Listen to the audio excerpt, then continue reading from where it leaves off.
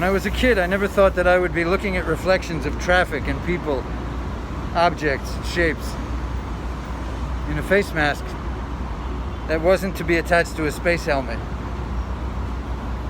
So I didn't expect to be looking through a face mask. But now, every time I look through here, when it's down, and you can see I've added a band in the back to bring these in so they're not flared. Every time I look through and I see reflections, and it reminds me of my childhood dreams of being an astronaut, I think of the contrast between the wisdom that gave us the space program and the stupidity which gave us this virus.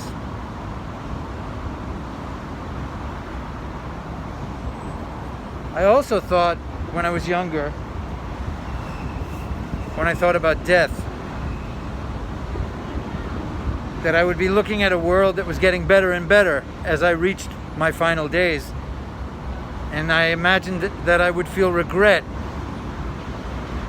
in knowing that I was passing on from an ever-advancing world. And I suspect I may still think that, and feel that, and experience that. But as time goes on, and I see the degradation of communication and intelligence and honesty in society, and I see the prevalence of our stupidity in the form of these viruses and wars and breaches in our honor, I realize there's a good possibility I will be escaping a world, not being shut off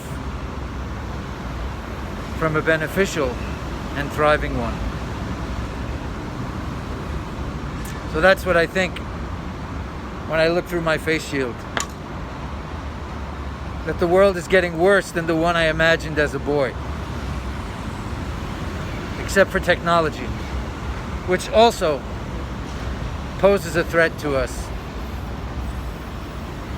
And I don't see any reason why any great wisdom is going to come upon us, because time and time again, even with the virus, we see lab leak after lab leak, and now we're waiting for the evidence that I'm pretty sure will be conclusive when we finally get to the bottom of this. Will be lab leak again. And so, I don't think it's pessimistic to have a negative view of humanity. I think it's realistic. And to think that our tendencies up to this point are going to change when they don't, and in fact, they degrade, I think that is quite the reasonable conclusion.